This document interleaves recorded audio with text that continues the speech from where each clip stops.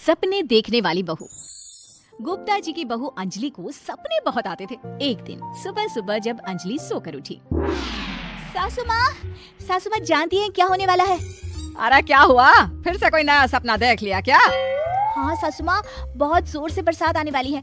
आज कोई कपड़े मत धोना, सूख नहीं पाएंगे। अरे बहू, बाहर तो इतनी तेज धूप निकली पड़ी है, तुमको कहाँ बारिश नजर आ रही है?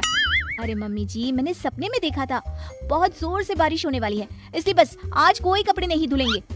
अरे लेकिन इससे पहले भी तो कितनी बार तुझे सपने आए हैं, कभी कुछ सच भी होता है क्या? मम्मी जी, आप भी ना सपनों पर भरोसा करना चाहिए, भरोसा। अंजलि की सास उसकी कोई बात नहीं मानती, लेकिन उस दिन वाकई में शाम होते होते घने बादल आ जाते हैं और जोर से मूसलाधार बारिश होने लगती है। अंजलि, आज तो तुम्हारा सपना सच हो गया।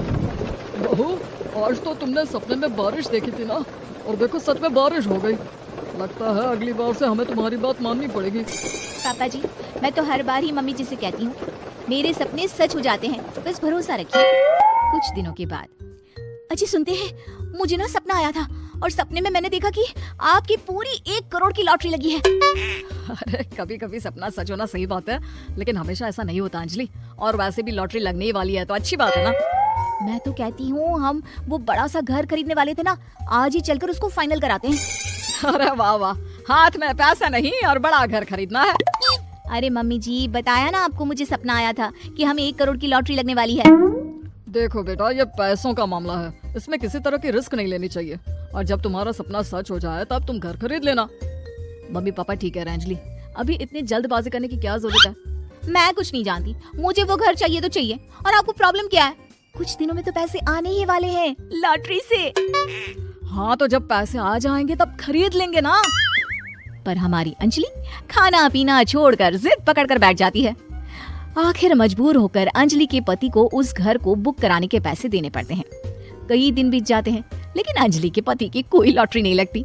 कुछ दिनों के बाद, तुम्हारे सपने के चक्कर में तो सब खराब हो गया अंजलि, ना लॉटरी लगी, ऊपर से बेकार में ही सारी जमा पूंजी उस घर को खरीदने में खर्च हो गई।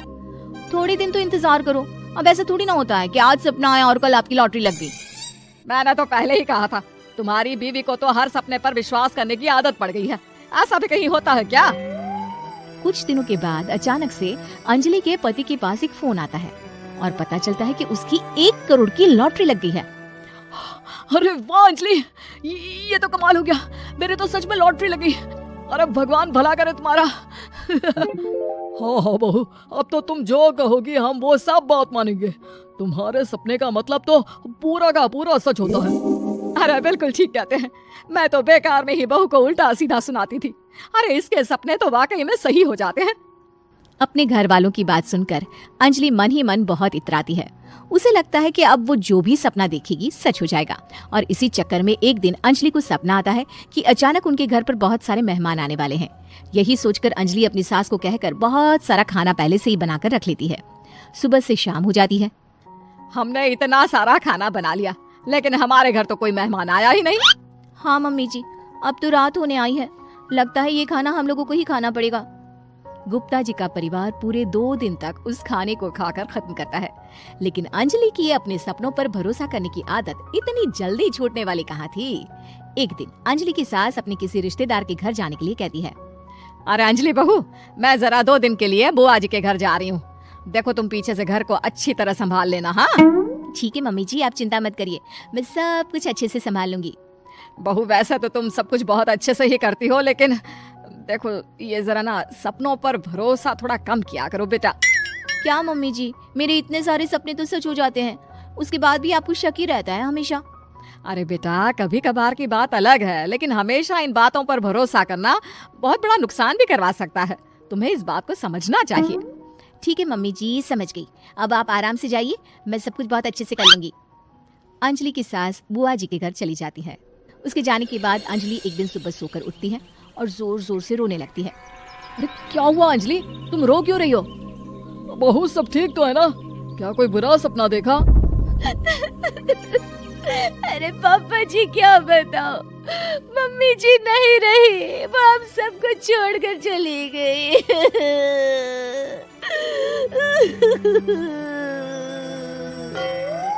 छोड़कर चली गई? अरे क्या मतलब है, वो तो अपनी बुआ जी के घर गई है ना?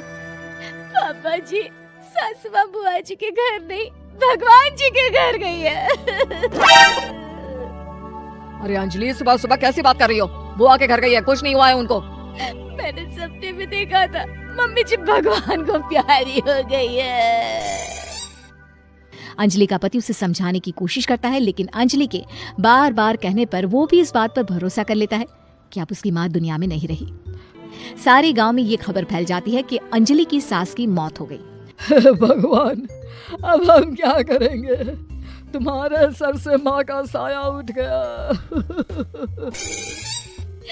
मैं तो कहती हूँ पापा जी, इनको बुआ जी के घर जाकर मम्मी जी की डेड बॉडी को ले आना चाहिए, तब तक हम उनकी अंतिम यात्रा की तैयारी करते हैं।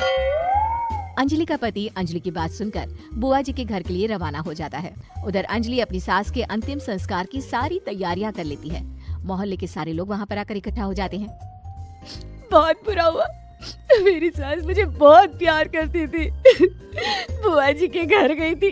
अरे हमको क्या पता था कि भगवान जी के घर जा रही है। अंजलि ने अपनी सास की तस्वीर पर हार पहनाकर घर के बीचों बीच रख दिया। सब लोग आकर गुप्ता परिवार को सांत्वना दे रहे थे। थोड़ी देर बाद अंजलि का पति घर आता है और साथ में अपनी माँ को भी ले आता है। अरे बहू, मेरी तस्वीर पर हार क्यों चढ़ा रखा है? सब लोग अंजलि की सास को देखकर डर जाते हैं। अरे आप लोगों को डरने की कोई जरूरत नहीं है, मेरी माँ जिंदा है।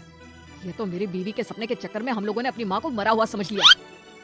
बहू, सपने देखना ठीक है, पर अपनी जिंदा सास का अंतिम संस्कार करना बहुत बड़ी गलती।